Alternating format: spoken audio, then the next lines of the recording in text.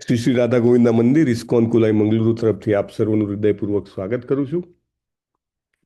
ભક્તિશાસ્ત્રી ની આ ચર્ચામાં આપણે મંગલાચરણથી શરૂઆત કરીશું. ઓમ અજ્ઞાન તિમિરાંધસ્ય જ્ઞાનાંજન શલાકયા ચક્ષુરુન્મિલિતમ યેન તસ્મૈ શ્રી ગુરુવે નમઃ. નમો વિષ્ણુપાદાય કૃષ્ણપૃષ્ઠાય ભૂતલે શ્રીમતે ભક્તિવેદાંત સ્વામિનિતિ નામિને નમસ્તે સારસ્વતે દેવ્યે ગૌરવાણી પ્રચારિણે નિર્વિશેષ શૂન્યવાદી પાશ્ચાત્ય દેશ તારિણે. જય શ્રી કૃષ્ણ ચૈતન્ય પ્રભુ નિત્યાનંદ શ્રી અદ્વૈત ગદાધર શ્રીવાસાદિ ગૌર ભક્ત વૃંદ. હરે કૃષ્ણ કૃષ્ણ કૃષ્ણ હરે હરે હરે हरे રામ कृष्ण कृष्ण राम हरे हरे हरे हरे राम हरे राम राम राम हरे हरे हरे हरे हरे कृष्ण प्रभु जी हरे धन्यवाद। कृष्ण हरे कृष्ण प्रभु जी हरे हरे कृष्ण प्रभु जी हरे दंडवत कृष्ण प्रणाम। प्रभु जी धन्यवाद प्रणाम। દંડવત પ્રણામ. હૃદયપૂર્વકનું સ્વાગત છે. હજી એક હેન્ડ રેસ છે. ઓકે, માનસી માતા, સોરી, મંજુમુખી ચિત્રા માતાજી, હરિ બોલ. સો हरे कृष्ण प्रभु जी। હરે કૃષ્ણ. ખૂબ ખૂબ અભિનંદન છે આપ સર્વને કે જેઓ દીક્ષા રિસન્ટલી લઈ આવ્યા છે. બહુ જ આનંદની વાત છે. અને સ્પિરિચ્યુઅલ ફાધર જે છે, આપણા આધ્યાત્મિક પિતા, એ ફેમિલીમાં એડ કર્યા છે આપણને, તમને, તો that's a very good thing. Okay, so Hare Krishna. હા, 7.14 પર આપણે હતા. દૈવી એષા ગુણમયી મમ માયા દુરત્યયા મામે વયે પ્રપદ્યંતે માયામ એતામ તરંતી તે. તો ભગવાને પોતાની માયાને કેવી કીધેલી છે? દૈવી. દૈવી હિ એષા. દૈવી એષા ગુણમયી. તો ભગવાન જે છે એ અહીંયા આગળ આમ જોવા જાઓ તો આપણને બીક લાગે એવું કહી રહ્યા છે કે મારી માયા જે છે બહુ જ જબરજસ્ત છે અને એમાંથી છૂટવું લગભગ અશક્ય છે. અને છૂટવાનો રસ્તો પછી બતાવી દે છે કે છૂટવાનો રસ્તો શું છે. છૂટવાનો રસ્તો છે કે ભાઈ મારા શરણે આવી જાઓ તો તમે આમાંથી છૂટી શકશો, નહીં તો કોઈ ચાન્સ છે નહીં. ગઈકાલે આપણે જર્મન શેફર્ડની વાત થઈ હતી, અને એવા કૂતરો હોય, જો આપણી ઉપર તૂટી પડે તો આપણી પાસે બીજો કોઈ રસ્તો રહેતો નથી. એકમાત્ર રસ્તો રહે છે કે આપણે એના માલિકને બોલાવીએ અને એના માલિક એ કૂતરાને કંટ્રોલ કરે તો કંટ્રોલ થાય. સો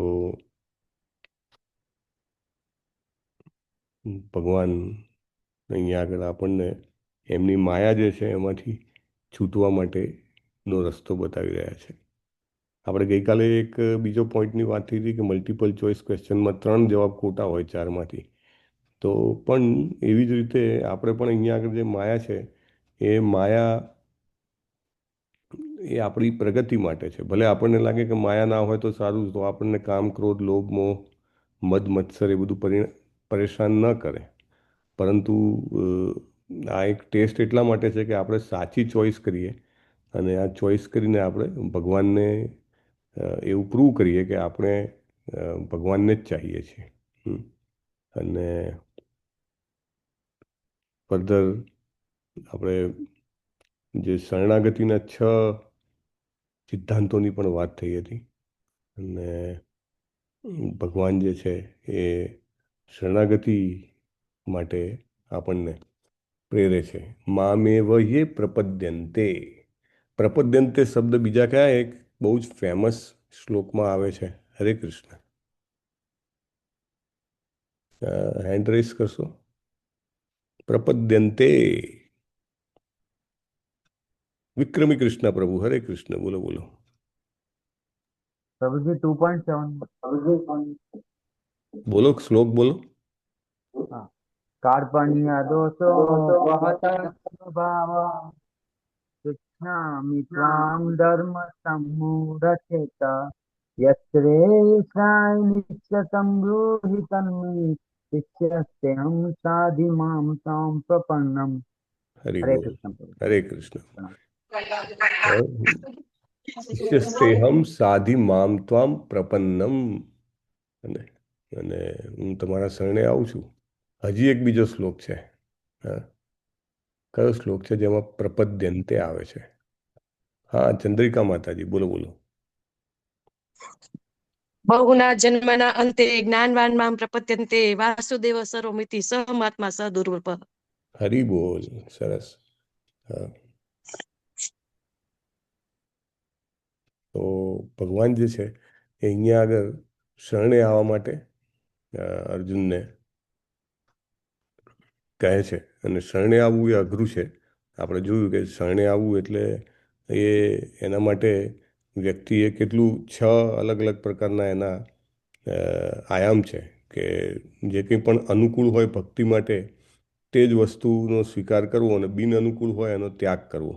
તો એ કંઈ નાની મોટી વાત નથી, કારણ કે ડગલે ને પગલે આપણા જીવનમાં ચોઇસીસ આવતી હોય છે અને એ બધી ચોઇસીસમાં આપણે હંમેશા ભગવાનને સિલેક્ટ કરવા પડે। તો જ્યારે હરે આપણે કૃષ્ણ પ્રભુજી 7.20 માં આવે છે, પણ દેવતાનું આવે છે। હા, કામસ્તે સ્તે જ્ઞાન વિતજ્ઞાન પ્રપદ્યંતે આવર્તન્તે દેવતા અન્ય ને દેવતા। દેવતા એમાં પણ આવે છે પ્રપદ્યંતે। હરિ બોલ, બહુ જ સરસ માતાજી। સો પ્રપદ્યંતે શબ્દ છે એ અલ્ટિમેટલી આપણને શરણે કેવી રીતે શરણે જવા માટેનું દ્યોતક છે। તો આપણે અહીંયા આગળ હરે કૃષ્ણ। આધ્યાત્મિક જીવનનો જે મૂળભૂત સિદ્ધાંત છે એ મૂળભૂત સિદ્ધાંત શું છે? તો કે આપણી જે ઈચ્છા છે એ ભગવાનની ઈચ્છા સાથે આપણે એને એકાત્મ કરવી। એને એ બેસિક પ્રિન્સિપલ, જેને એવું કહેવાય કે મૂળભૂત સિદ્ધાંત જે છે એ છે। અને એ આપણે કઈ રીતે પ્રદર્શિત કરી શકીએ? તો આપણી જે કંઈ પણ કાર્ય કરતા હોઈએ એ કાર્ય જે છે એ ભગવાન માટે કરતા હોઈએ તો આપણે પ્રૂવ કરી શકીએ કે ભાઈ હું ભગવાનના ઈચ્છાને મારી ઈચ્છા સાથે હું સંલગ્ન કરી રહ્યો છું, રાઈટ? અને ઘણીવાર જે છે એ આપણે ભલે કાર્ય આપણું જે કંઈ પણ ચાલતું હોય, બહુ એમ દેખાતું સો કોલ્ડ લૌકિક કાર્ય હોય, પણ આંતરિક રીતે આપણે એની પાછળનો ભાવ જે છે આપણે ચેન્જ કરી નાખીએ કે શ્રી કૃષ્ણ માટે કરું છું અથવા શ્રી કૃષ્ણની શરણાગતિ સાથે કરું છું, તો એ પણ એક રીતે એનું ભગવાનની શરણાગતિ કહી શકાય। બટ મહત્વની વાત છે કે આપણે જ્યારે નિર્ણય લેવાનો આવે કે આપણે શું કરવું અને આમ કરવું કે ન કરવું, અને તે વખતે જ્યારે આપણે ભક્તિને સેન્ટરમાં રાખીએ, ભગવાનને સેન્ટરમાં રાખીએ કે ભાઈ આ મને હેલ્પફુલ થશે કે નહીં ભક્તિ માટે, તો એ રીતે નિર્ણય લઈએ ત્યારે આપણે બધા જ નિર્ણય શરણાગતિના રીતે લેતા હોઈએ છીએ। અને અનુકૂળ વસ્તુનો સ્વીકાર કરવો, દાખલા તરીકે રાત્રે જાગવું એ આપણને પ્રતિકૂળ પડે, કારણ કે સવારે પછી આપણે ઉઠી ન શકીએ, ને સમજો ઉઠી પણ જઈએ વિથ લોટ ઓફ ડિટર્મિનેશન, અગર આપણે ઉઠી જઈએ તો ઉઠીને પછી જે આપણે કામ કરવાનું છે, જે કંઈ પણ આપણે ભક્તિમય સેવામાં ભાગ લેવાનો છે, સમજો કે જપ કરવાના છે, 2 કલાક જપ કરવાના છે, અને રાત્રે જો આપણે પૂરતી ઊંઘ ન લીધી હોય તો એવું બને કે આપણે જપ વખતે ઊંઘ આવે, બરાબર?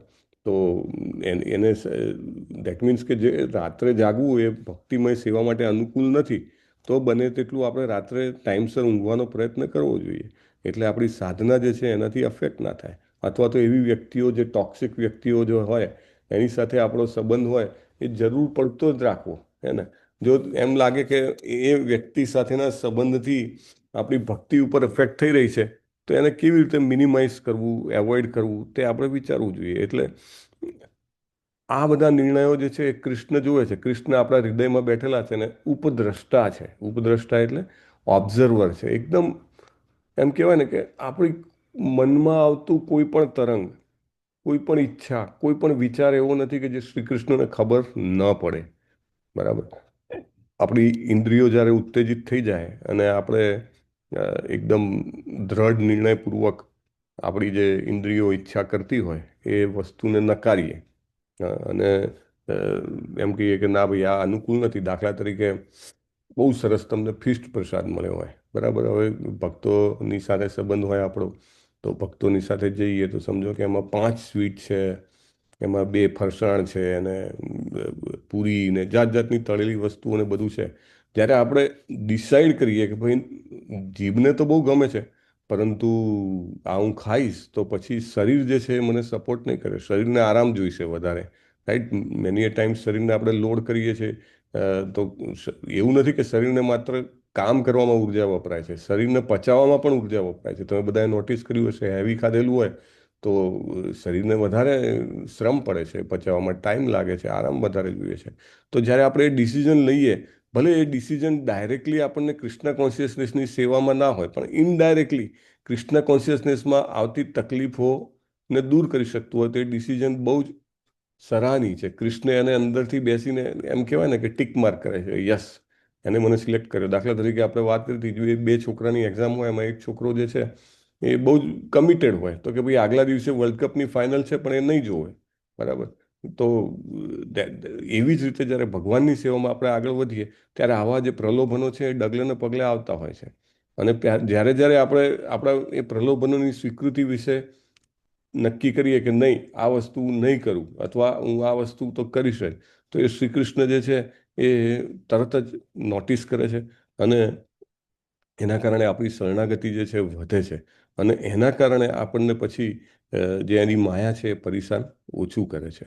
અને બહુ જ મહત્વની વાત છે કે ખાસ કરીને કામ, ક્રોધ, લોભ, મોહ, મદ અને મત્સર આવા બધા જે ઉછાળા આવતા હોય ત્યારે મોટે ભાગે આપણને એવું લાગે કે આને ને કૃષ્ણ કોન્શિયસનેસને કંઈ લેવા દેવા નથી, હવે થોડોક પ્રસાદ વધારે ખાઈ લીધો તો શું વાંધો છે, હે. ના ના, વાંધો નહીં, અરે રાત્રે થોડું 2 કલાક જગાઈ ગયું તો શું વાંધો છે, સવારે તો ઉઠાઈ જ જવાશે ને. હા, ઉઠાઈ જવાશે, પણ એની ક્વોલિટી જે છે એ સેમ ટુ સેમ ક્વોલિટી નહીં રહે. અને consistently for long period of time we can not do like that, right. શરીર પણ આપણાને આપેલું એક સાધન છે, તો એ સાધનને કેવી રીતે ઉપયોગ કરવો, એ આપણે સતત એને આપણે એજાઇલ રહીએ, એકદમ એલર્ટ રહીએ, તો કૃષ્ણ જુએ કે ભાઈ આ જો એને પોતાના શરીરને એટલા માટે સ્વસ્થ અને એક્ટિવ રાખવા માગે છે કારણ કે હી વોન્ટ્સ ટુ સર્વ મી, તો એની માયાને છે એ પકડી લેશે.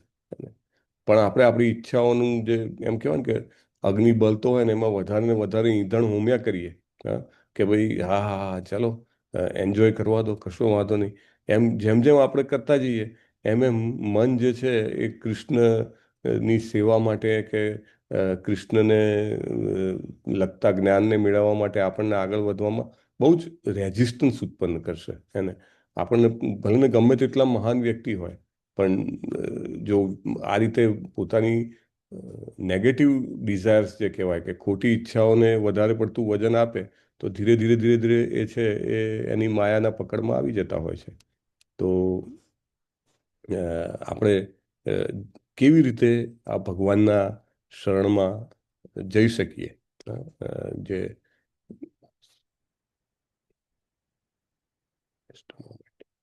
હા, કોઈ વાંચશે આર્યું સ્ટેટમેન્ટ?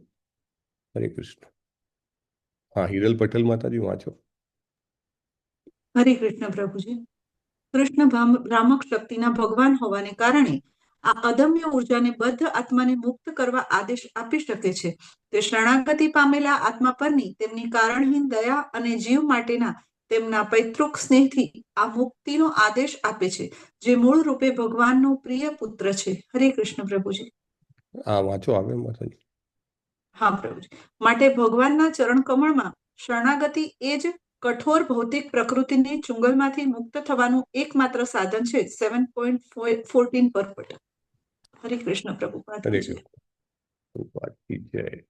હા, જાનવી માતાજી વાંચો. જાનવી જીલવન લીલા માતાજી. કૃષ્ણ હરે ભાવના. કૃષ્ણ પ્રભુ. કૃષ્ણ ભાવના મૃતનો અધિકાર ક્ષેત્ર સર્વત્ર વિસ્તરેલો છે, અને જે કૃષ્ણ ભાવના મૃતને જાણે છે તે ધન્ય છે. જેઓ કૃષ્ણને જાણતા નથી તેઓ બ્રહ્મા છે, અને તેથી કૃષ્ણનું જ્ઞાન એ મુક્તિ છે, અને તેમનું અજ્ઞાન એ બંધન છે. 7.8 પર. હરે કૃષ્ણ. હરે ધન્યવાદ કૃષ્ણ માતાજી. પ્રભુ. Thank you. So Atul Krishna પ્રભુજી જે છે માયાપુરના, જે જનરલી સન્ડેના ચૈતન્ય ચરિતામૃતના ક્લાસ લે છે, એમનું બનાવેલું પ્રેઝન્ટેશન છે, અને આપણે એમનો જે ફ્લો છે એ આપણે ફોલો કરીએ છીએ. અને હવે આપણે નેક્સ્ટ એના પ્રેઝન્ટેશનમાં જઈ રહ્યા છીએ કે જે નેક્સ્ટ શ્લોકની શરૂઆત છે.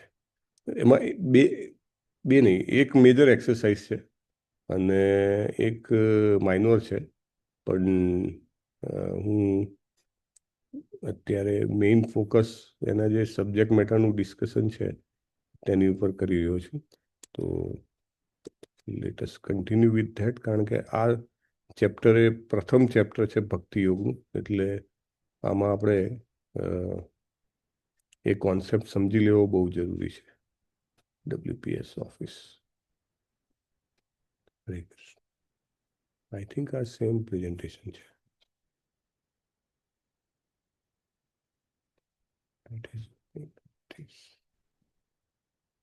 હરે કૃષ્ણ કૃષ્ણ કૃષ્ણ હરે હરે, હરે રામ રામ રામ હરે હરે.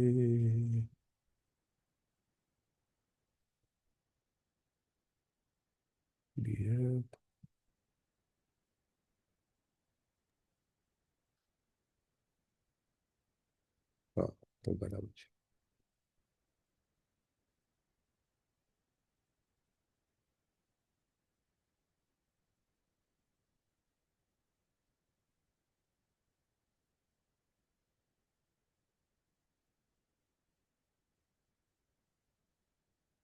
તો શ્લોકા નંબર 15. કયા કયા લોકો ભગવાનની શરણાગતિ સ્વીકારતા નથી? પર આવે છે, નમામ દુષ્કૃતિનો મૂઢા પ્રપદ્યન્તે નરાધમઃ માયયા પૃથગ્જ્ઞાના આસુરમ ભાવમ આશ્રિતા. જે મનુષ્યો તદ્દન મૂર્ખ છે, જેઓ મનુષ્યોમાં અધમ છે, જેમનું જ્ઞાન માયા વડે હરાઈ ગયું છે, અને જેઓ અસુરોની નાસ્તિક પ્રકૃતિ ધરાવનારા છે, તેવા દુષ્ટો મારું શરણ ગ્રહણ કરતા નથી. તો 4 પ્રકારના લોકોની અહીંયા આગળ વાત છે કે જે ભગવાનના શરણે આવતા નથી. આગળના શ્લોકમાં શું કીધું કે મારા શરણે આવશો તો માયાથી તમને મુક્તિ મળશે, તમે માયાથી બચી જશો. બરાબર. હવે આ સત્ય કીધા પછી ભગવાન કહે છે કે છતાંય આટલું મોટો બેનિફિટ હોવા છતાં કે મારા શરણે આવશે તો આટલું થઈ જશે. આપણે ગઈકાલે વાત થઈ હતી ને કે ધનાઢ્ય પિતાનો પુત્ર ઘર છોડીને જતો રહે તો એના પિતાને હંમેશા એવું હોય કે એને તકલીફ ના પડે, મારી પાસે આવી જાય તો એને ખાવા પીવાની તકલીફ ના પડે, એને કોઈ રંજાડે નહીં, એની જે કંઈ પણ ઈચ્છા હોય એ પ્રમાણે કરી શકે. પણ એ પાછા ન આવે ત્યાં સુધી એ દુષ્કૃતિમાં આવે. એને કૃતિ એટલે કંઈક કરવું એ, અને કૃતિની 2 પ્રકાર છે, સુકૃતિ અને દુષ્કૃતિ. બરાબર. આના પછી સુકૃતિ ઉપર આવશે, અહીંયા આગળ દુષ્કૃતિ ઉપર આવે છે કે 4 પ્રકારના લોકો જે છે એ મારી પાસે આવતા નથી. અને ભગવાનની પાસે આવે, ભગવાનને શરણાગત થાય તો એનો મતલબ શું છે કે બ્રહ્મમાંથી મુક્ત થઈ જાય, અજ્ઞાનમાંથી મુક્ત થઈ જાય. પણ એ લોકો ભ્રમ કે અજ્ઞાનમાંથી બહાર આવવા માંગતા નથી, અથવા તો એમને એનું ભાન નથી કે એમાંથી બહાર આવવું જોઈએ. એટલે એનું કારણ એ છે કે એ લોકોનું જે બેકગ્રાઉન્ડ છે, એમનું જે ભાથું છે કર્મોનું, એ બહુ જ ખરાબ છે. દુઃકૃતિ, દુઃ વત્તા કૃતિ, ખરાબ કર્મોવાળા છે, ખરાબ એમ કહેવાય કે ભાથું લઈને આવ્યા છે. તો એટલા માટે એમને સારા કર્મોની એમ કહેવાય ને કે ભાળ મળે નહીં. બહુ સરસ પ્રભુપાદ ઉદાહરણ આપે છે કે સુવર છે, ડુક્કર છે, તો એ હંમેશા મળ ખાતું હોય. હવે એને તમે હલવો આપી દો શુદ્ધ ઘીમાં બનાવેલો તો એને ન ગમે. બરાબર. તો સારી વસ્તુ અવેલેબલ હોવા છતાં પણ એ સ્વીકાર કરી શકે નહીં, કારણ કે એની જે બુદ્ધિ જે છે એ બુદ્ધિ એને એવું કંઈ કરવા દે નહીં. એને એમ કે હું જે કરું છું એ જ સાચું છે, હું જે કરું છું એ જ સારું છે. એટલા માટે એ જે છે એ ભગવાનની તરફ શરણાગત થવા માગતા નથી, અથવા તો ભગવાનની તરફ આવવા માટે એને કાંઈ જ મન થતું નથી. એને આટલું ઇઝીલી બધું જ અવેલેબલ છે છતાંય પણ એ ભગવાન પાસે આવતા નથી. તેમાં સૌથી પહેલાં જે છે 4 કેટેગરી કરી છે, તો 4 કેટેગરીમાં સૌથી પહેલી કેટેગરી જે છે એને મૂઢા કીધા છે. એને મૂઢા એટલે મૂર્ખ કીધા છે, કે સાવ મૂર્ખ જે લોકો હોય, જેમની બુદ્ધિ ના હોય, એ લોકો મારી પાસે નથી આવતા. બીજું કીધું છે નરાધમા, નર વત્તા અધમ. નરોમાં અધમ સૌથી નીચા કેટેગરીના હોય એને અધમ કહેવાય. ત્રીજા છે માયા અપહૃત જ્ઞાના, એટલે કે જેમનું જ્ઞાન માયાએ હરી લીધું છે તેવા. અને ચોથા કીધા કે આસુરમ ભાવ, જેમનો સ્વભાવ જે છે એ આસુરી અથવા તો દાનવી સ્વભાવ છે. તો આ 4 પ્રકારના લોકો જે છે એ ભગવાન પાસે આવતા નથી. અને પછી આના પછીના શ્લોકમાં કહેશે કે ભાઈ 4 પ્રકારના લોકો કયા લોકો મારી પાસે આવે છે. એને સુકૃતિ નાખી દેલા છે, કે જેમના કર્મો સારા છે. સુકૃતિની આપણે વાત થઈ છે કે સુકૃતિ પણ અર્જિત કરવી પડે. આપણે આગળ એક વખત વાત થઈ હતી કે ઘણા લોકો જે છે એ સુકૃતિ ઓછી હોવાના કારણે હરે કૃષ્ણ મહામંત્ર જપી શકતા નથી. એક લેવલ જોઈએ, અને બેંક બેલેન્સ અમુક હોય એ પછી જ તમે કંઈક કરી શકો ટ્રાન્ઝેક્શન. અને બેંકમાં અમુક મિનિમમ બેલેન્સ હોય ને, મિનિમમ એકાઉન્ટ બેલેન્સ, MAB કહેવાય. એનાથી નીચે જાય તો તમને ચાર્જિસ લાગે, બરાબર, મંથલી મેન્ટેનન્સ ચાર્જિસ. તો એટલું મિનિમમ બેલેન્સ હોવું જોઈએ. હવે જેનું મિનિમમ બેલેન્સ ના હોય એ ન કરી શકે. તો આપણે વાત થઈ હતી, તો એને શું કરવાનું? આગળના શ્લોકોમાં જ્યારે વિભૂતિઓ આવી, આપણે જ્યારે ભગવાનને વર્ણવતી વિભૂતિઓ જોઈ કે હું આ છું, આ છું, આ છું, ત્યારે આવે છે એને શું કરવું જોઈએ? હેન્ડ રેસ કરો. જેની સુકૃતિ ઓછી હોય, દુષ્કૃતિ ના હોય પણ સુકૃતિ ઓછી હોય, અને એ જપ ન કરી શકે, તો એને શું કરવું જોઈએ? હા, આનંદ ચરણ પ્રભુ, ફરી બોલો. હા, એને ભક્તોનો સંગ કરવો જોઈએ. અચ્છા, ઓકે. આપણે જે ઉદાહરણ હતું ને એ થોડું એકદમ સટીક હતું. યસ, જાનવી જીવનલીલા માતાજી. હરે કૃષ્ણ પ્રભુજી. હરે કૃષ્ણ. હા, હું એ જ કહેવાની હતી કે વૈષ્ણવોના સંગમાં રહેવું જોઈએ. ઓકે. એક સ્પેસિફિક એક્ઝામ્પલ હું સાંભળવા માંગુ છું. ધર્મિષ્ઠા માતાજી, હરે કૃષ્ણ. હરે કૃષ્ણ પ્રભુજી. એમણે વધારે ને વધારે શ્રવણ કરવું જોઈએ અને ભક્તોની સેવા કરવી જોઈએ. ઓકે. આપણે આગળ જે આવી ગઈ ને એમની વિભૂતિ એના ઉપર છે. પ્રીતિ માતાજી, હરે કૃષ્ણ. હરે કૃષ્ણ પ્રભુજી. આપણે ભગવાનની શરણાગતિ લઈને એમને પ્રાર્થના કરવી જોઈએ તો આપણી સાધના સારી થાય. ઓકે. ઉર્મિલા સાધુ માતાજી, હરે કૃષ્ણ. હરે કૃષ્ણ પ્રભુજી. વૈષ્ણવ સંઘ પછી પ્રસાદ ગ્રહણ કરવું જોઈએ, જેનાથી એમની સુકૃતિમાં વધારે થાય. ઓકે. નિલેશ ગાંધી પ્રભુજી, હરે કૃષ્ણ.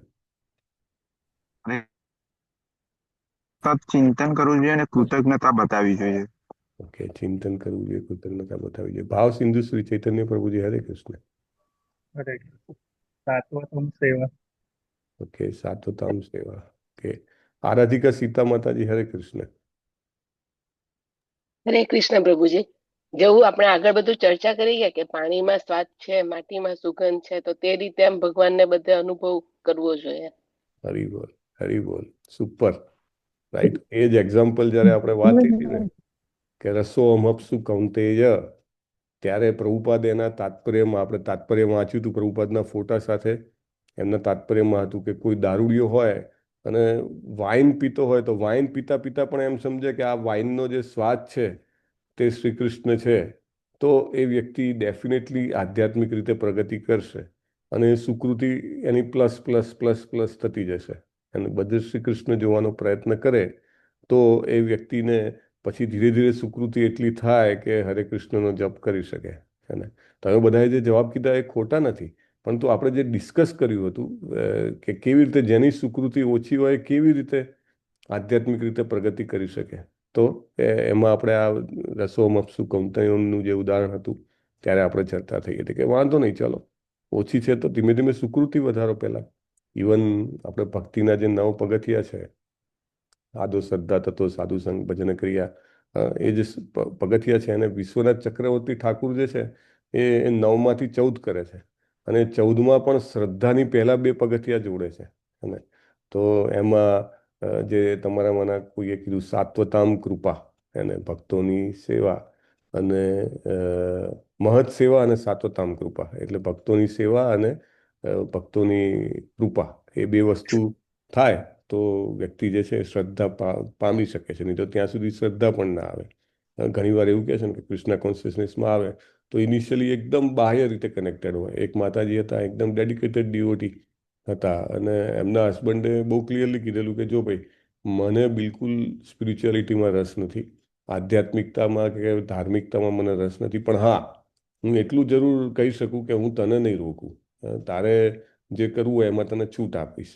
તો માતાજી કે મારા ઉપર કૃષ્ણની આ કૃપા જ છે, મને કંઈ તમે કરવા દેશો એ મહત્વનું છે. પણ પછી ક્યારેક ક્યારેક માતાજી કહે કે ભાઈ ચલો આજે રવિવાર છે ને, તો હું મંદિર જઉં છું, તો મને મૂકવા આવશો? તો કે હા વાંધો નહીં, મારે બીજું કામ હોય માર્કેટમાં, તો કે હું તને મૂકીને જઈશ. તો એવી રીતે મૂકવા જાય, સન્ડે સન્ડે મૂકવા જાય, અને પછી મૂકીને મૂકતા હતા ત્યાં એકવાર સન્ડેના દિવસે મંદિરની બહાર પ્રસાદમ ડિસ્ટ્રીબ્યુશન ચાલતું હતું. તો ત્યાં આગળ એક પ્રભુ એકલા જ હતા, અને લગભગ 3 પ્રસાદ વહેંચવાના હતા, અને લાઈન લાંબી હતી. તો જે પ્રભુ હતા એમને વિનંતી કરી કે તમે આવો ને, જરા આટલું સપોર્ટ કરો, આ જરા ટેબલ વેબલ ગોઠવડાવો, અને તમારાથી બની શકે એટલું મને થોડોક ટાઈમ આપો ને. તો એસ જ પેલા જે પ્રભુ હતા એ થોડાક હેલ્પિંગ નેચરના હતા. એટલે સ્કૂટર બાજુમાં પાર્ક કરીને તરત થોડું ટેબલ પથરાયું, ને પછી પેલા કે આ જરા આ લઈ લો ને આ તમે આપવાનું ચાલુ કરો. તો ફૂડ ડિસ્ટ્રીબ્યુશનમાં લાગી ગયા. તો લગભગ કલાક એક સુધી એમને ત્યાં આગળ ખીચડી ડિસ્ટ્રીબ્યુશન ને કરીને એટલી વારમાં માતાજી પાછા આવી ગયા. અને એમને તો કે હા, મને આ ગમે, કે મને એસ જ ભગવાનમાં મને નામ લેવું તો મારાથી શક્ય જ નથી, કે અને દર્શન કરવા આવું તો એનાથી પણ વધારે મને એવું લાગે કે હું અત્યાર સુધી જે મારી એમ કહેવાય ને કે થમ્પિંગ ધ ચેસ્ટ, હું છાતી ઠોકી રહ્યો છું કે ભાઈ આપ બળ જ મુખ્ય છે. બહુ દૈવ ઉપર વિશ્વાસ રાખવો નહીં, કારણ કે દૈવ આપણી ફેવરમાં હોય નહીં હોય શું ખબર. ભગવદ્ ગીતાના 18મા અધ્યાયમાં જે 5 કારણો આવે છે ને, કે જે સફળતા માટે જરૂરી છે કોઈ પણ કાર્યની, તો કે મારી ફેવરમાં હોય ના હોય શું ખબર. એટલે કે હું એમાં બહુ માનતો નથી, પણ કે મને આ ગમે. તો રવિવાર આવે તો બહાર જે પેલું ટેબલ નાખવાનું હોય, પછી તો પાછા થોડા વહેલા આવતા ગયા કે હું જરા આવીને હેલ્પ વધારે કરું. સ્લોલી એસોસિએશન મળ્યું, અને અલ્ટિમેટલી એ પ્રભુ જે છે એમને ખરેખર ઇન્ટરેસ્ટ જાગ્યો. એમની સુકૃતિ એટલી બધી વધી કે ધીરે ધીરે પોતે બીજી સેવાઓમાં સપોર્ટ કરવા મળ્યા, અને પછી કીર્તનમાં, અને ધીરે ધીરે એ હરે કૃષ્ણનો જપ પણ કરી શક્યા, અને દીક્ષા લઈને એક સરસ ભક્ત પણ બની શક્યા, અને અત્યારે બીજા ઘણા બધા લોકોને ભક્તિ માર્ગ પર વાળે છે. એટલે slowly, step by step, it is possible to transform the consciousness. Immediately it is not possible. એવું નથી કે રાતોરાત કોઈ પોતાની ચેતનાને અપગ્રેડ કરી શકે, પણ અધરવાઇઝ આ 4 પ્રકારના લોકો છે, તો 4 પ્રકારના લોકો જે છે એ ધીરે ધીરે કન્વર્ટ થઈ શકે છે. હા, ધર્મિષ્ઠા માતાજી, હરે કૃષ્ણ. હરે કૃષ્ણ પ્રભુજી. ખરેખર તમે કીધી ને એ વાત સાચી. એવું રીતે ઘણા ભક્તો બને, ખાલી સેવા જ કરતા, માળાય 16 નથી કરતા, પણ સેવા એટલી બધી કરે ને ટેમ્પલમાં કે આપણને એમ થાય કે ના ના, ખરેખર એટલી મનથી સેવા કરે. ભક્તો કરે ને, જે દીક્ષા વાળા કરે ને, એના કરતા મનથી કરતા હોય છે સેવા. એટલે પછી એમને ધીમે ધીમે ભક્તિમાં રસ લાગે અને ભક્ત બને છે. ઘણા બધા દાખલા છે. યસ, સાચી વાત છે માતાજી, ઘણા બધા દાખલા છે. હા, ટેમ્પલમાં એવા ઘણા બધા એવી જ રીતે વધારે જોડાય છે સેવા કરવાથી. સરસ. હરે કૃષ્ણ. પ્રભુપાદનો બી એક દાખલો છે ને, કે પ્રભુપાદ આઈ થિંક લોસ એન્જલસમાં જાય છે, અને ત્યાં જાય છે ને એ જોવે છે તો એમની બુક્સ જે છે એનું ટ્રાન્સલેશન ને એ કરેલું હોય છે. તો કે આ કોને કર્યું? તો ત્યાંના ભક્તો જે બતાવે છે કે આ જે છેલ્લા બેઠા ને એ ભક્તે કર્યું છે. ને એ ભક્ત બી જે છેલ્લા બેઠા હતા એ પણ એકદમ મતલબ ડિવોટી હતા. એમને જે કંઈ પણ કંઠીમાળા, તિલક, એમની પોશાક, એના ઉપરથી ખબર પડી કે ભાઈ આ ભક્ત જ છે, મતલબ સરસ ભક્ત છે. એટલે કે વાહ વાહ વાહ. એટલે કે પ્રભુપાદ કે શું તમે આમાં કેવી રીતે કર્યું? એટલે એમને સમજાવ્યું કે આટલી મહેનત પડી ને આ રીતે થયું ને. પણ પછી એ ભક્ત પ્રભુપાદને કહે છે તમે મને ઓળખ્યો કે? એટલે પ્રભુપાદ કે ના, કે તમે પહેલાં આવ્યા હતા. એટલે પ્રભુપાદ કે મારે આવે તો ખાસો સમય થઈ ગયો, 3 વર્ષ થઈ ગયા ને. કે હા, કે તમને યાદ છે કે તમારું લેક્ચર ચાલતું હતું ને કંઈ એમાં દખલ થઈ હતી? પછી પ્રભુપાદને તરત સ્ટ્રાઇક થાય છે કે હા, લેક્ચર ચાલતું હતું ને કે ધડામ દઈને એક કાચની બાટલી કોઈએ નાખી, મતલબ દારૂની બાટલી હતી, નાખીને પછી કે ધડામ દઈને બારણું ખોલ્યું, લથડિયા ખાતો ખાતો એક માણસ આવ્યો હતો કે એને બધા ભક્તો એને મારવા મતલબ કાઢવા માટે ગયા કે ભાઈ આને કાઢો, ડિસ્ટર્બ કરે છે. ઉપર કહે છે નહીં નહીં આવવા દો ને કે આવ્યો છે તો એને બેસવા દીધો. પાછો બીજે દિવસે આવ્યો, પાછો વધારે અવાજ કરે, પ્રભુપાદ કે નહીં બેસવા દો. અને પ્રભુપાદ ત્યાં આગળ અઠવાડિયું રોકાયા હશે, તો એવી રીતે 3, 4, 5 દિવસ આવ્યો અને એ વખતે પણ એ નશાની અવસ્થામાં, પણ જસ્ટ એને જે સાંભળવા મળ્યું થોડીક મિનિટો માટે, એમાં એને થયું કે આ કંઈક અલગ વસ્તુ છે અને આ જે મજા છે ને એ હું જે મજા લઈ રહ્યો છું એના કરતાં કંઈક સારી મજા છે. અને let me try about it. અને એ ધીમે ધીમે ટ્રાય કરે છે અને 3 વર્ષમાં તો પ્રભુપાદ આવે છે ત્યાં સુધી તો એ ફૂલ ટાઈમ ડિવોટી હોય છે ટેમ્પલમાં. એટલે આશ્ચર્યજનક વાત છે. આવા જ ઉદાહરણ યાત્રાના પણ છે. પ્રભુ માયાપુર યાત્રા લઈ ગયા હતા ને, તો ત્યાં આગળ આવી જ રીતે જનરલી લોંગ ડિસ્ટન્સ યાત્રા હોય એટલે એકમ્પની કરવા માટે કોઈ ફેમિલી મેમ્બર આવે. તો એક માતાજી હતા, એમની સાથે એમના પ્રભુ આવેલા હતા. તો એ પ્રભુ એઝ સચ તમે સાઉથ ઇન્ડિયામાં જુઓ તો ઇવન ગુજરાત બહાર પણ તમે જુઓ તો 90% લોકો માંસાહારી હોય, બરાબર, અને ઓકેઝનલી ડ્રિંક પણ લેતા હોય. It is too common. I mean આજકાલ તો એકદમ સાહજિક થઈ ગયું છે. તો એ પ્રભુ જે છે એ રીતે બધું જ, આઈ મીન કોઈ રૂલ્સ રેગ્યુલેશનમાં માનતા નહોતા. પછી આવ્યા અને લગભગ 2-1 મહિના પછી એ નામનિષ્ઠા પ્રભુને મળવા આવ્યા અને સીધા આમ પગે જ લાગ્યું કે શું થયું કે કંઈ નહીં, પણ કે આવ્યા પછી કે હું ભૂલી નતો શકતો ત્યાં ગયા. અને પછી અઠવાડિયા પછી તમે કંઈક પેલા મંદિરમાં લઈ ગયા હતા ને, કે ત્યાં આગળ જે કે સ્વામી હતા ને, કે એ મારા સપનામાં આવ્યા. એકચ્યુઅલી પ્રભુપાદની સમાધિ જેવી રીતે વૃંદાવનમાં છે ને એવી જ રીતે ત્યાં આગળ પુષ્પ સમાધિ છે માયાપુરમાં, અદ્ભુત બનાવી છે. એમ એકદમ પ્રભુપાદના જે ભક્તો છે એમને ઊભા રહીને ખડે પગે બનાવેલી છે. In fact one of the first building in Mayapur. અને માયાપુર આટલું સિસ્ટમેટિકલી ડેવલપ છે, જેવી રીતે ગાંધીનગર ને ચંદીગઢ છે એવી રીતે એટલું હાઈલી ડેવલપ છે. પણ આ જે પર્ટિક્યુલર બિલ્ડિંગ છે, સમાધિ બિલ્ડિંગ, એ અદ્ભુત છે. તો કે ત્યાં અમે ગયા હતા ને, જે સ્વામી બેઠા હતા ને, કે એ મારા સ્વપ્નમાં આવ્યા અને એમને મને મારી સાથે કે પર્સનલી સ્વપ્નમાં કે વાત કરી. અને મને એવું લાગ્યું કે મારે મારું જીવન બદલવું જોઈએ. અને આ એકદમ એવો દાખલો છે કે જે માતાજી જે છે એ અત્યારે પણ બહુ એક્ટિવ ડિવોટી છે મેંગલુરુના કોંગ્રેગેશનના, અને એ પ્રભુનું પરિવર્તન થઈ ગયું. તો ઘણીવાર કેવું હોય કે પેલું લાકડું સૂકું હોય ને તો એને એક ચિનગારી જ જોઈએ, જસ્ટ ના. અથવા ઘણીવાર ભેજ હોય તો થોડાક સમયનું ઇન્ટરેક્શન થાય, ધીમે ધીમે ધીમે પેલો ભેજ સુકાતો જાય અને પછી આગ પકડે. પણ ડેફિનેટલી ચેન્જ તો થાય જ છે. અહીંયા આગળ પણ જે 4 પ્રકારના લોકોની વાત કરી છે, એ 4 પ્રકારના લોકો ભગવાનના શરણે નથી આવતા, પણ ધેટ ડઝન્ટ મીન કે ક્યારે નહીં આવે એને. એટલે એના માટે પ્રયત્ન સતત ચાલુ રાખવો પડે. આપણે જો છોડી દઈએ તો એમ કહેવાય કે આપણે આપણો રોલ પ્લે કરી રહ્યા નથી. આપણે આપણો રોલ પ્લે કરવો હોય તો આપણે હંમેશા હોપફુલ રહેવું જોઈએ. ઘણીવાર બુક ડિસ્ટ્રીબ્યુશનમાં જાય તો લોકોને અપમાન સહન કરવું પડે છે. તો પણ લોકો દર વર્ષે બુક ડિસ્ટ્રીબ્યુશનમાં હોંશે જતા હોય છે. તો એમને કારણ કે પ્રભુપાદના શબ્દોમાં વિશ્વાસ છે કે ભાઈ it will work, some day, one day it will work. તો સૌથી પહેલું જે છે મૂઢા કીધેલા છે. તો મૂઢ એટલે કોણ? તો કે ગર્દભ જેવા. પ્રભુપાદે એનું બહુ સરસ ટ્રાન્સલેશનમાં કીધું છે કે એવા લોકો કે જે ગધેડાની જેમ ઊંધા પડીને મહેનત કરે છે અને માત્ર ને માત્ર ઇન્દ્રિય તૃપ્તિ માટે જે કામ કરતા હોય છે. 4 પ્રકારના જે લોકો છે એમાં આગળનો શ્લોક છે. તો કે એવા લોકો કે જેમને ગધેડો હોય ને, તો એવું કે ગધેડો આખો દિવસ ઊંધા પડીને મજૂરી કરે. તો શેના માટે? કે ભાઈ મારો માલિક જે છે એ પછી મને ઘાસ ખાવા દેશે. તો ઘાસ તો બહુ ફ્રીલી અવેલેબલ છે.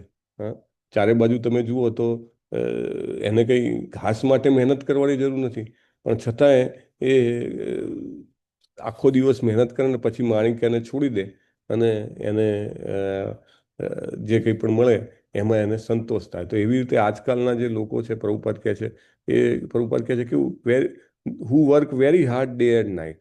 રાત દિવસ મજૂરી કરે.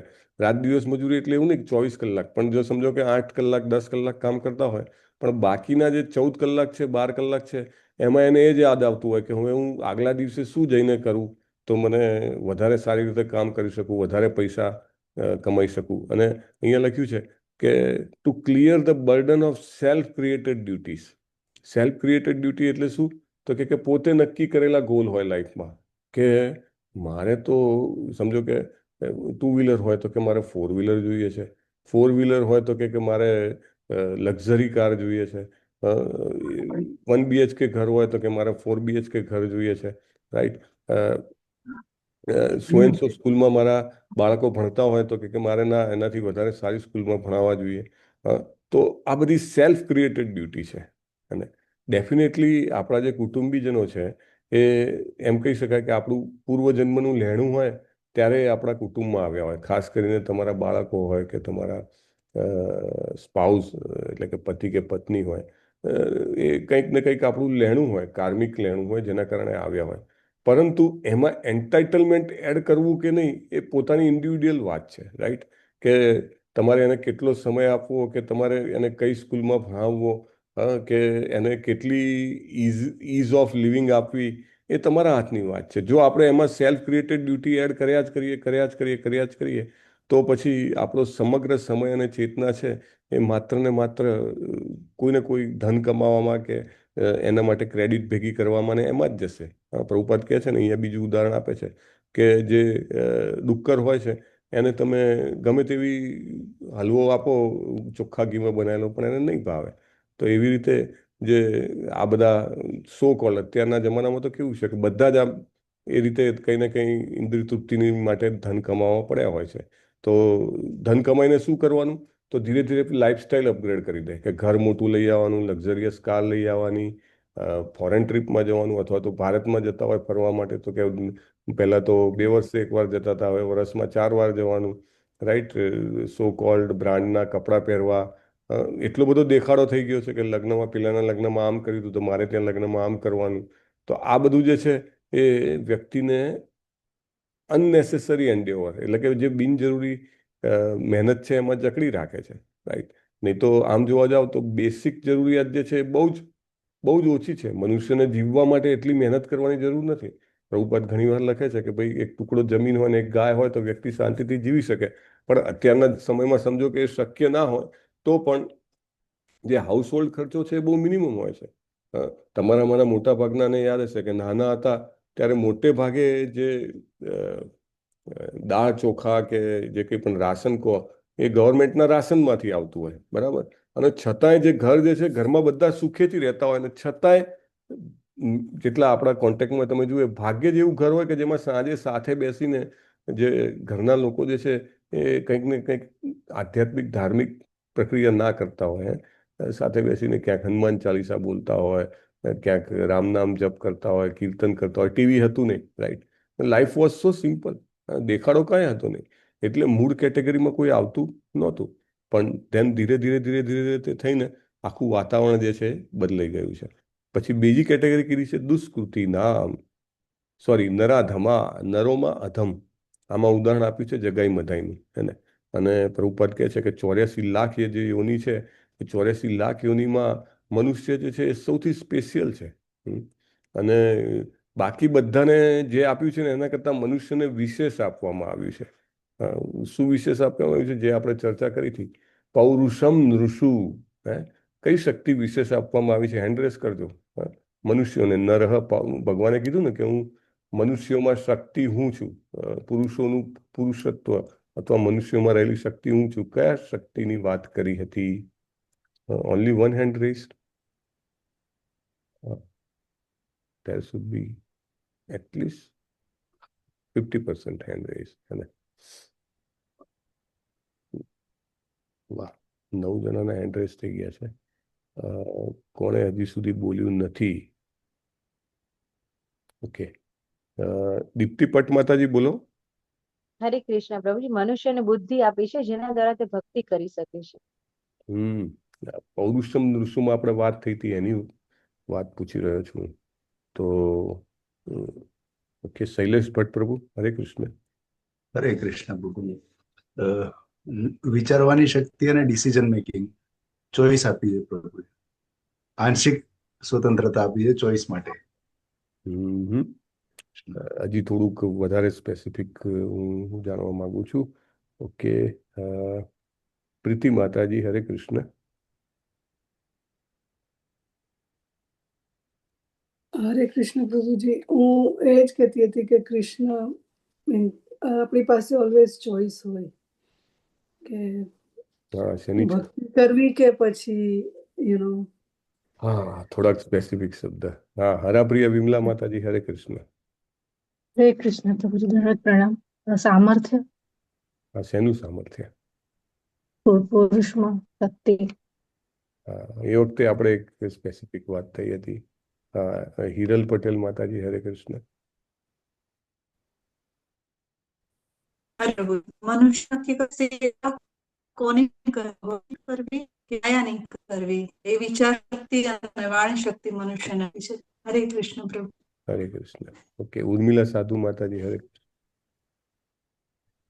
પ્રભુજી, પુરુષોમાં તે જ હું છું એવું ભગવાને કીધું. હા, તે ઓકે. કિરણ પ્રભુ, હરે કૃષ્ણ. મારું નેટવર્કમાં પ્રોબ્લેમ લાગે છે. સર્વશક્તિશાળી પુરુષ એ જ હું છું. ઓકે. પ્રભુ, હું બોલું? હા, બોલો ને માતાજી. તમે એવું કહેતા હતા કે જે કાંઈ કર્મ કરવાની જે શક્તિ છે, જે ભગવાનથી આપણને મળે છે, તો એ શક્તિ એટલે કે બુદ્ધિ છે, સુંદરતા છે, કાંઈક કાર્ય કરવાની શક્તિ છે, એ બધું ભગવાનમાંથી આવે છે. એને પૌરુષમ દૃશ્ય તમે બતાવતા હતા. ઓકે, બધાએ જવાબ આપ્યો, પણ જેને હું સાંભળવા માંગતો હતો એ જવાબ એ હતો, પૌરુષમ દૃશ્યમાં આપણે જે છેલ્લે ચર્ચા થઈ હતી એ હતી કે જે વિશેષ શક્તિ મનુષ્યને આપવામાં આવી છે, જે બીજી કોઈ યોનિમાં નથી આપવામાં આવી, તે શક્તિ એ છે કે મનુષ્ય પોતાની પ્રાણી જ વૃત્તિઓ જે છે એને કંટ્રોલ કરીને આધ્યાત્મિક સાક્ષાત્કાર કરવા તરફ આગળ વધી શકે છે, શ્રી કૃષ્ણ તરફ આગળ વધી છે. કઈ છે કે પ્રાણી જ કંટ્રોલ, પ્રાણી જ વૃત્તિઓ, એનિમલ ટેન્ડન્સીસ. હવે અનમ્યુટ કરીને જાતે બોલી શકો છો. આહાર, નિદ્રા, ભય અને મૈથુન. આ વસ્તુ બીજા કોઈમાં નથી આપવામાં આવી, રાઈટ? મનુષ્યને બે પગો પ્રાણી કહેવામાં આવે છે, બરાબર, પણ આ બે પગું પ્રાણી બાકી બધા જ પ્રકારના પ્રાણીઓ, બાકી બધા જ પ્રકારના પક્ષીઓ, બાકી બધા જ પ્રકારના જળચર, બાકી બધા જ પ્રકારના સ્થળચર કરતા વિશેષ શક્તિશાળી છે. અને વિશેષ શક્તિ શું છે? તો એને ડિસ્ક્રિમિનેશન પાવર, વિવેક શક્તિ આપેલી છે. એને આહાર, નિંદ્રા, ભય અને મૈથુનની જે ક્રિયાઓ છે એને એ રેગ્યુલેટ કરી શકે, નિયમન કરી શકે અને એને કૃષ્ણ માટે કરી શકે, રાઈટ? અને એ ન કરે તો પછી આ નરાધમા કેટેગરીમાં આવે. અને પ્રભુપાદ જે આ સમજાઈ રહ્યા છે એ કેટેગરી કેવી છે? તો કે 99% લોકો આ કેટેગરીમાં પડે છે.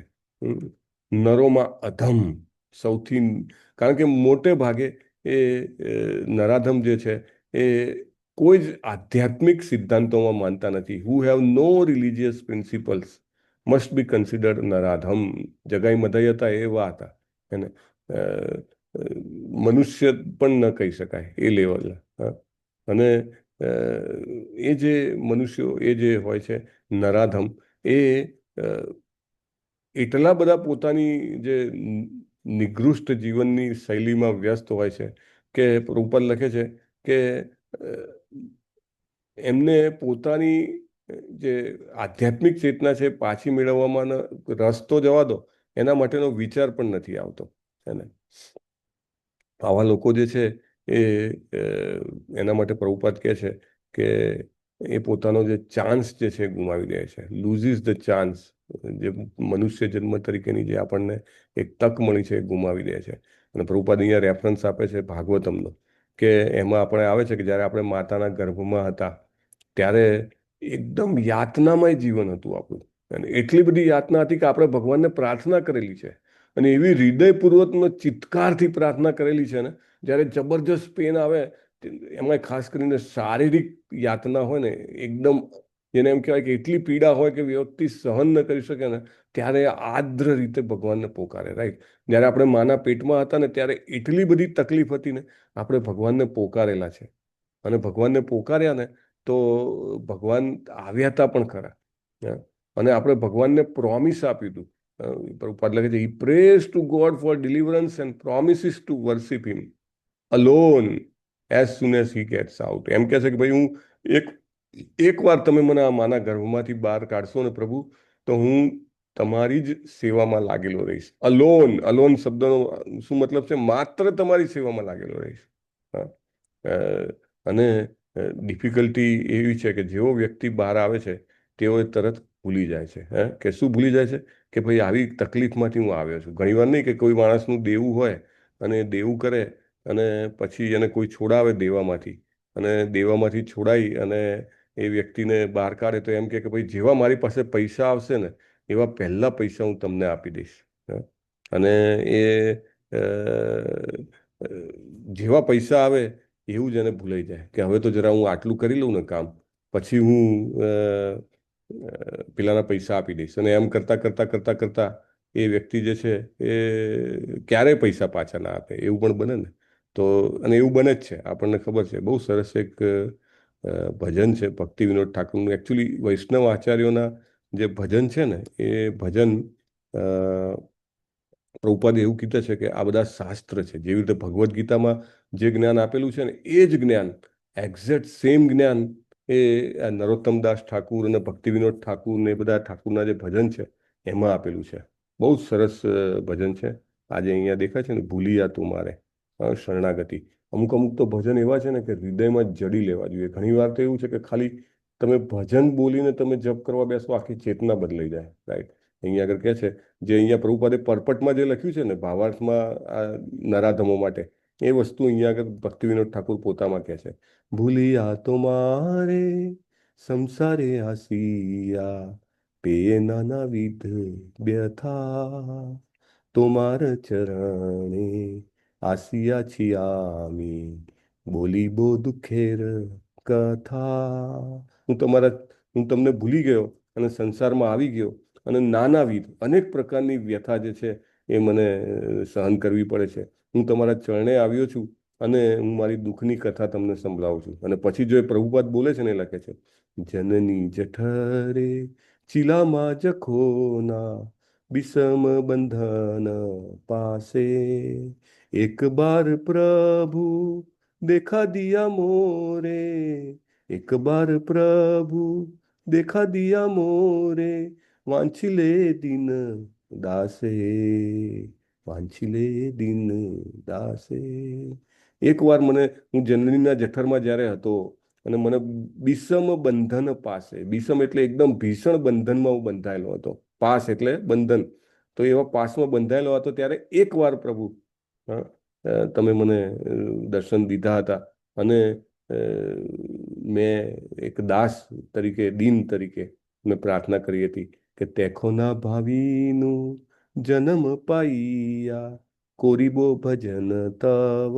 મને જન્મ મળશે તો હું તમારી આરાધના કરીશ. આપણે પ્રોમિસ આપેલું છે માના પેટમાં. આપણે બધાએ પેલું બર્થ અગેન ડેથ અગેન કરીને એક ક્લિપ છે ને, પહેલા લેવલ 1માં બતાવતા હતા. આઈ ડોન્ટ નો તમે લેવલમાં 1માં હશો ત્યારે તમે જોઈ હશે કે નહીં. એમાં આવે છે, આ બહુ જ સરસ આવે છે. અને પછી કે છે, તેખોના ભાવીનું જન્મ પાઈયા, કોરીબો ભજન તવ, જન્મ હોઈલો પડી માયા જાલે, ના હોઈલો જ્ઞાન લવ. પેલું છે ને, લવ માત્ર સાધુ સંગ સર્વ સિદ્ધિ હોય. એટલે લવ શબ્દનો અર્થ શું છે? લવ એટલે શું સંસ્કૃતમાં? ક્ષણિક. ક્ષણિક.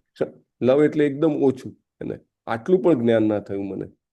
પડી માયા જાલે, જેવો જન્મ થયો તરત હું માયાજાળમાં પડી ગયો. આદેરે રછેલે સ્વજનેર ખોલે, એટલે કે જે સ્વજન છે એમના ખોળે હું બેસો તો મને એવું લાગ્યું કે સંસાર તો બહુ ભોગવવા જેવો છે. સંસારમાં કશું દુઃખ છે નહીં. મા બાપ હંમેશા પોતાના દીકરાને કે દીકરીને શું કહેતા હોય? અરે કાંઈ નહીં, હું બેઠો છું ને, ચિંતા નથી. એવી રીતે મોટે ભાગે પોતાના દીકરા દીકરીને એમ કહેવાય કે અભયદાન આપતા હોય છે. પણ એમને ખબર નથી કે અભયદાન ક્યારે આપવું જોઈએ અને ક્યારે ન આપવું જોઈએ. એને અભયદાન તમે એવું જ અભયદાન આપી દો કે બેટા હું છું, તું તારી ચિંતા ના કરતો. જ્યારે આપણે એવું કહીએ તો એ છોકરો કે છોકરી છે એ ક્યારે ભગવાન પાસે જશે નહીં. એટલે જ કહે છે ને, પ્રહલાદ મહારાજે કીધું છે કે બાળપણથી એકદમ નાના હોય ત્યારથી એને ભગવાનને શરણે જવાનું શીખવાડવું જોઈએ. કારણ કે જ્યારે આપણે નહીં હોઈએ, કોઈ એવી સિચ્યુએશન હશે કે આપણે જીવતા આવીશું પણ એની પાસે નહીં હોઈએ, અથવા તો આપણે જીવતા જ નહીં હોઈએ, એવી સિચ્યુએશનમાં એ કોને શરણે જશે? વી હેવ ટુ ટીચ હિમ. અને આ બહુ સરસ સ્વરૂપ દામોદર પ્રભુ છે, એમનું ભજન છે. મેં અત્યારે જે ગાયું ને, અત્યારે ડ્યુ ટુ સમ રીઝન હું એકદમ રાગમાં નથી ગઈ શક્યો, પણ એટલું સરસ છે, એટલું સરસ છે કે તમને રિયલાઇઝેશન કરી દે કે ભાઈ નહીં, આ વાત સાચી છે. આપણે નાના હોઈએ ને આપણાના માતા પિતાના ખોળામાં કે એમના રક્ષણમાં કેટલો બધો વિશ્વાસ હોય, આપણે એકદમ કોન્ફિડન્ટ હોઈએ ને, મારા પપ્પા છે ને, મારી મમ્મી છે ને, મને કંઈ વાંધો નથી. અને એવું આપણે સમજીને આપણે હંમેશા આપણી જાતને પ્રોટેક્ટેડ સમજતા હોઈએ. મોટા થઈએ, એ ભજનમાં જ આવે છે કે મોટા થયા પછી ધન, થોડું જ્ઞાન આવ્યું તો હું ધન કમાવા મળ્યો, ધન કમાવીને મેં મારા કુટુંબના સભ્યોની રક્ષા કરવા મળી, અને આમને આમ ક્યાં સમય જતો રહ્યો ખબર નહીં. પછી છેલ્લા મુખડામાં કહે છે કે હવે હું ઘરડો થઈ ગયો છું, અને ભક્તિ વિનોદ જે છે એ હવે પૂછે છે કે મારી શું ગતિ થશે. હવે ભક્તિ વિનોદ ઠાકુર તો તમને ખબર છે કોણ હતા? ભક્તિ વિનોદ ઠાકુર કોનો અવતાર હતા? હરે કૃષ્ણ. એનીબડી? એની ગેસ? ભક્તિ વિનોદ ઠાકુર આપણા પરંપરાના આચાર્ય છે, ખ્યાલ છે ને? કોના ગુરુ છે અને કોના શિષ્ય છે એ તો ખબર હશે. હા, બોલી જાઓ. ભાવ સિંધુ શ્રી ચૈતન્ય. હરે કૃષ્ણ પ્રભુજી. બોલો બોલો. હા, એમના તો પિતા હતા. સિદ્ધાંત સરસ્વતી ઠાકોર. એમના પિતા હતા એ, બરાબર ને? ગોડ કિશોરદાસ બાબાજીના ગુરુ હતા. હા, ગોડ કિશોરદાસ બાબાજીના ગુરુ હતા, રાઈટ. તો એ જે કમલ મંજરી છે ને એ હતા રાધાજીની જે અંતરંગ સખીઓ છે એમાંના. અને સ્પેશિયલી ચૈતન્ય મહાપ્રભુ આવ્યા ને, ચૈતન્ય મહાપ્રભુ આવ્યા તો આપણા બધા માટે આવ્યા, પણ પછી એમને જોયું કે આગળ બી મારા ગયા પછી પણ સેનાપતિઓ મોકલતા રહેવા પડશે, રાઈટ? નહીં તો આ બધું જે છે ઠપ થઈ જશે. એટલે ઇવન પ્રભુપાદને બી એમને ચૈતન્ય ચરિતામૃતમાં આવે છે કે મારો સેનાપતિ આવશે મારા આવ્યા પછી 500 વર્ષ પછી, અને ગામે ગામ શહેર શહેરમાં મારું નામ ફેલાવશે, રાઈટ? પ્રેડિક્શન કરેલી છે. એટલે આપણા બધા માટે આ બધા મોકલેલા છે. શ્રીલા પ્રભુપાદે પોતે કીધેલું છે, લાઈક કે મારા શિષ્યો જે છે એ પણ ચૈતન્ય મહાપ્રભુના પાર્ષદો છે, એમને પોતે કીધેલું છે. એટલે બેસિકલી પોઈન્ટ એ છે કે એમના જે આવા બધા જે મહાન આચાર્યો છે, એમના ભજનો જે છે એ સાદી ભાષામાં ગાયેલા એવા ભજનો છે કે જેમાં એ જ જ્ઞાન, જે ગીતાનું જ્ઞાન જે આપણે ગીતામાં લઈએ છીએ, અથવા તો ભાગવતમમાં લઈએ છીએ, અથવા ચૈતન્ય ચરિતામૃતમાં લઈએ છીએ, એ જ જ્ઞાન એમાં આપેલું છે, રાઈટ? એખો ના બુજીનું પ્રભુ તો મારા ચરણ. બહુ સરસ. અમુક તો ભજનો એવા એવા જબરજસ્ત છે. We must try to hear, understand. ISKCON directory ઉપર એની PDF ફાઇલ છે, આપણે ડાઉનલોડ કરી શકીએ છીએ. દરેક આચાર્યના અલગ અલગ ભજનો અંદર આપેલા છે, નરોત્તમ દાસ ઠાકુરના, ભક્તિ વિનોદ ઠાકુરના. અને ધ્યાન તમારે સાંભળવા હોય ને તો સ્વરૂપ દામોદર પ્રભુ છે, અને એટલા સુરીલા અવાજમાં એટલું અદ્ભુત ગાય. તમે ઘણીવાર મૂકો તો તમને એમ થાય કે ભાઈ એ જ ચાલ્યા કરે, અને ધેન આપણને ભાવ જાગે. સો anyway, we will end it here. We cannot extend more today, પણ we could not progress much. પણ ઇમ્પોર્ટન્ટ પોઈન્ટ છે કે આ 4 પ્રકારના જે દુષ્કૃતિના લોકો છે એમાં આપણે આપણી જાતને ન આવવા દઈએ. એને બીજું છે દુષ્કૃતિનામાં પહેલું મૂઢા આવી ગયું, બીજું નરાધમ આવી ગયું, પછી માયા અપ્રત જ્ઞાના. માયા અપ્રત જ્ઞાના એટલે કે જે લોકો ઇન્ટેલિજન્ટ છે, એકદમ એમ કહેવાય કે નોલેજેબલ સાયન્ટિસ્ટ, અથવા તો મોટા મોટા લેખકો, વક્તાઓ, જે સમાજમાં જેમનું ઘણું નામ છે, અને આવા લોકો જે છે એ પોતાની ઇન્ટેલિજન્સ ઉપર એટલા બધા મદાર રાખે કે આ ઇન્ટેલિજન્સથી મને ધન મળ્યું, માન મળ્યું. તો આ બધું જે છે ધન અને માન એ જ મુખ્ય છે, અને એ લોકો ભગવાન પાસે આવતા નથી. એટલે એમને માયા અપ્રત જ્ઞાન કીધેલા છે. અને જેમ લાસ્ટ જે કીધા છે માયા અપ્રત જ્ઞાન, અને છેલ્લા છે આસુરી ભાવવાળા. તો આસુરી ભાવ એટલે કે જે બિલકુલ જ ભગવાનમાં માનતા નથી. એવા લોકો જે છે એ લોકોને એવું છે કે કાં તો ભગવાન છે નહીં, ભગવાન ક્યારે જન્મ લેતા નથી, ભગવાન હશે તો ક્યાંય બી હશે પણ જન્મ તો લે જ નહીં આમ, કારણ કે એમને એમનું પોતાનું નાનકડું જે પરપોટા જેટલું આયુષ્ય છે. આપણા બધાનું આયુષ્ય કેવું છે? અનંતકાળની સરખામણી જુઓ, બ્રહ્માજીનું આયુષ્ય અને એ બધું ચર્ચા કરતા હોઈએ ત્યાં આપણું આયુષ્ય કેવું લાગે? એક પરપોટા જેવું. જેવી રીતે પરમ પૂજ્ય નામાનિષ્ઠા પ્રભુ કહે છે કે વરસાદમાં પેલા લાઇટના થાંભલાની આસપાસ પેલા જીવડા ઉડતા હોય, એમનો જન્મ પણ રાત્રિમાં થાય, વિકાસ પણ રાત્રિમાં થાય, પ્રજનન કરીને બીજા જીવડા પણ રાત્રિમાં ઉત્પન્ન કરે, અને રાત્રિ પૂરી થાય ત્યાં સુધી મરી પણ જાય. બરાબર ને? તો આપણું આયુષ્ય એટલું નાનું છે. આપણને લાગે ને જીવડાનું આયુષ્ય કેટલું છે, તો એવા નાના આયુષ્યમાં એ લોકો ભગવાનના જન્મ ન જોઈ શકે તો એ લોકો એવું કહે કે ભગવાન જન્મતા નથી. તો આ પહેલી કેરેક્ટરિસ્ટિક છે આસુરી ભાવના લોકોની.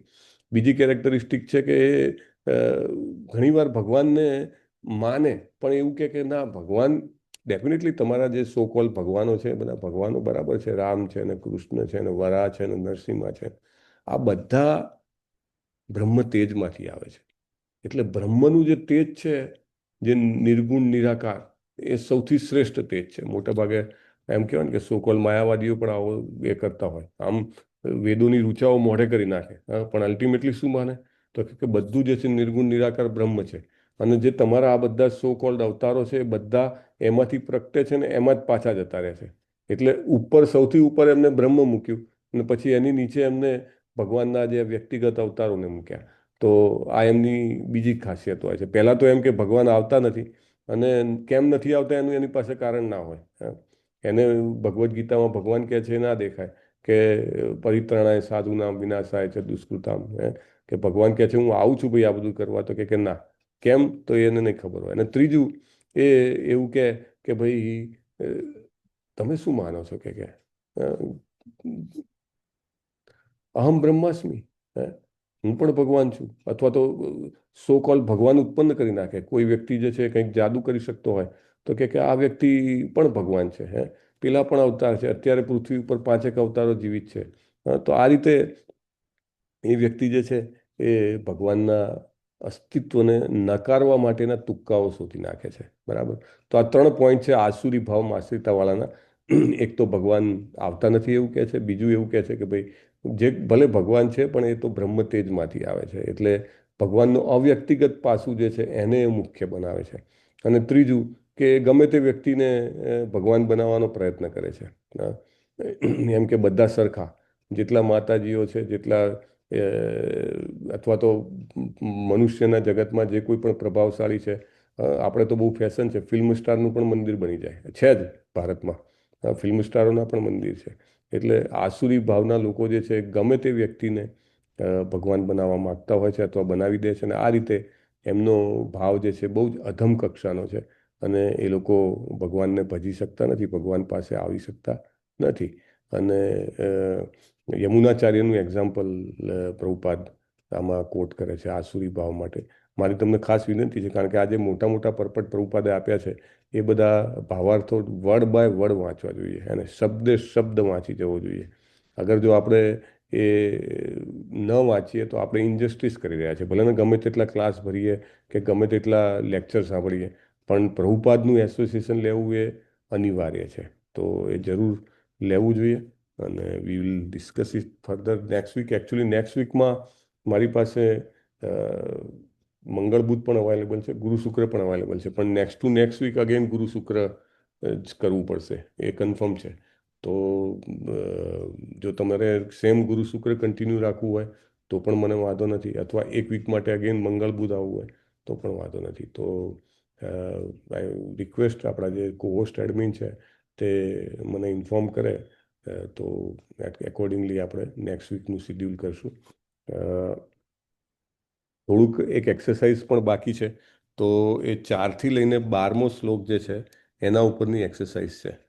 તો હું તમને સજેસ્ટ કરું છું કે નેક્સ્ટ ટાઈમ જો તમે વાંચીને આવશો તો એના ઉપરથી તમારે એક્સરસાઇઝ તો કે ડ્રોઈંગ કરવાનું છે. તો વાંચનનો સમય આપણે બચાવી શકીએ છીએ. હા, તો 4 to 12, અને હું ડિસ્ટ્રીબ્યુશન જે છે શ્લોકાનું ડિસ્ટ્રીબ્યુશન એ એવું હશે તો ગ્રુપમાં મુકાવી દઈશ, કે 4થી 12ના શ્લોકો અનુવાદો અને ભાવાર્થમાં આપેલ વર્ણનોમાંથી તમારે ડ્રોઈંગ કરવાનું છે. તો 4થો અને 5મો શ્લોક એક ગ્રુપ લે, 6થો ને 8મો 6, 7, 8 એક બીજું ગ્રુપ લે, અને 9, 10, 11 ત્રીજું ગ્રુપ લે. ગ્રુપ જનરલી કેવી રીતે ગ્રુપિંગ કરતા હોય છે ઉર્મિલા માતાજી? હરે કૃષ્ણ. આપણે અહીંયાથી જ ગ્રુપિંગ કરે છે, રાઈટ? હા પ્રભુજી, બ્રેકઆઉટ રૂમ બનાવ્યા છે. હરે કૃષ્ણ. હા, બોલો માતાજી. બ્રેકઆઉટ રૂમ બનાવ્યા છે બ્રેકઆઉટ રૂમ પ્રભુજી. બનાવીએ છીએ. ઓકે, બ્રેકઆઉટ રૂમ બનાવીએ છીએ. પણ આપણે આ વખતે કંઈક થોડુંક અલગ કરીએ કે 3 ગ્રુપ છે, 4 અને 5નું એક ગ્રુપ છે. તો જેના નામ ABC ઉપરથી ચાલુ થતા હોય, A to E ના નામ છે 4 અને 5મો શ્લોક લે. F થી O સુધીના નામ છે એ 6, 7 ને 8નું લે, બરાબર. અને બાકીના બધા જે છે P થી લઈને Z સુધી એ બધા 9, 10 ને 11. એ 3 શ્લોકમાંથી તમારે વાંચીને આવવાનું છે. અને ક્લાસમાં લાઈવ આપણે ટાઈમ આપશું. એ ટાઈમ સ્લોટ દરમિયાન જ તમારે પેન્સિલ અને પેપર લઈને આવવાનું છે. અને તમારે તે દરમિયાન ઓન કેમેરો ચાલુ રાખીને તમારે ડ્રોઈંગ દોરવાનું છે, રાઈટ? અને એના માટે તમને મિનિમમ ટાઈમ આપવામાં આવશે. પણ વાંચીને આવજો, બરાબર? અલગ અલગ નહીં, અને એકબીજા સાથે ડિસ્કસ નહીં કરવું, ઇન્ડિપેન્ડન્ટલી કરવાનું છે. ઓકે, તો ગ્રુપ આપણે જે વાત થઈ, I think A to O ઉપર એક બ્રેક કર્યો છે. અને એની પહેલા કયો બ્રેક કર્યો આપણે? A to E. A to E. A to E, બરાબર. તો A to E જે છે એ 4 અને 5. પછી F થી O છે તે 6, 7, 8. અને P થી ઓનવર્ડ્સ Z સુધી એ 9, 10 ને 11, બરાબર. તો એટલા તમારે ભાવાર્થ અને અનુવાદ વાંચી અને આવવાનું છે. અને થોડું વિચાર કરીને પણ તમે આવી શકો છો.